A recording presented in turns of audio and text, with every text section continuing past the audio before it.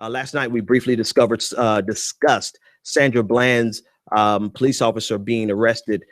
Actually, yesterday he was indicted. Today he was arrested and charged with perjury. Sandra Bland's mother actually gave commentary on it, saying that this is not justice. And we discussed this at length last night because in reality, we're talking about the death of a human being because of the actions of an overzealous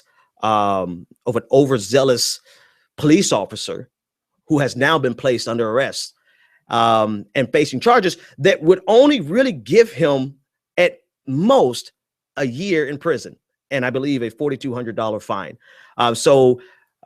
Sandra Bland's mother took to the media and let it be known that this is not justice, right? There were no charges in her actual death, right? The grand jury decided that they were not going to charge anyone from the Sheriff's Department of Waller County, Texas, with her death. But instead, I guess what we called it last night is the consolation prize, that I guess, people who are upset about the treatment of Sandra Bland and the way he handled her and tossed her around like a rag doll, all because he could not handle the way she spoke to him. I guess we're supposed to, those people who are upset about that, I guess we're supposed to be excited because they gave us something. So no, it's not justice. And because of his behavior, because of the way he carried himself, because of the fact he could not handle Sandra Bland challenging him at all. If you watch the video, this police officer went from 0 to 100 like that. He could not handle Sandra Bland challenging him at all whatsoever.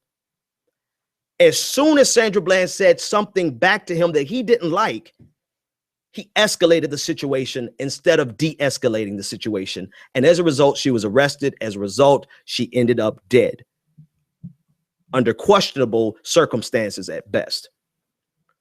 And so since they did not indict the Sheriff's Department, apparently we are supposed to be elated that they indicted this officer on the charge of perjury with a 1-year maximum sentence and a $4,200 fine. Is that the value? That's my question. Is that the perceived value of a black life, of a life period?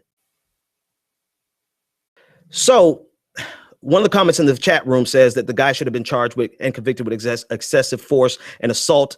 I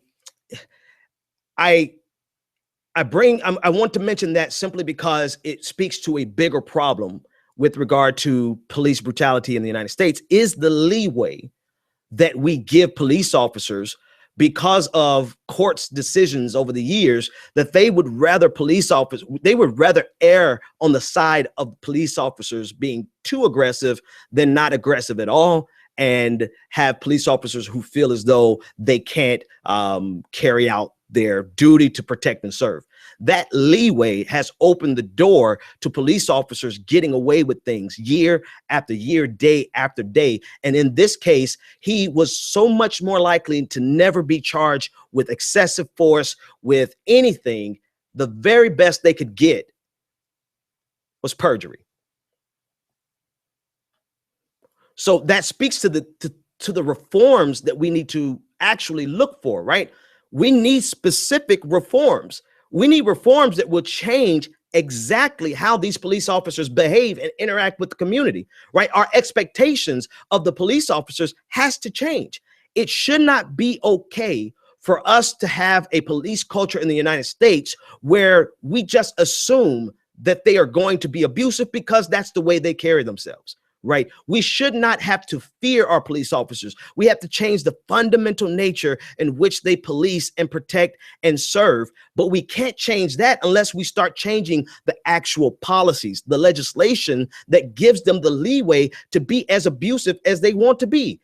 And the same policies, the federal policies that gives them access to all of these militarized vehicles so that when they don't have any action going on in their city, as soon as one thing jumps off, they jump in their Humvees and they dress up in their military fatigue and they lose their damn minds.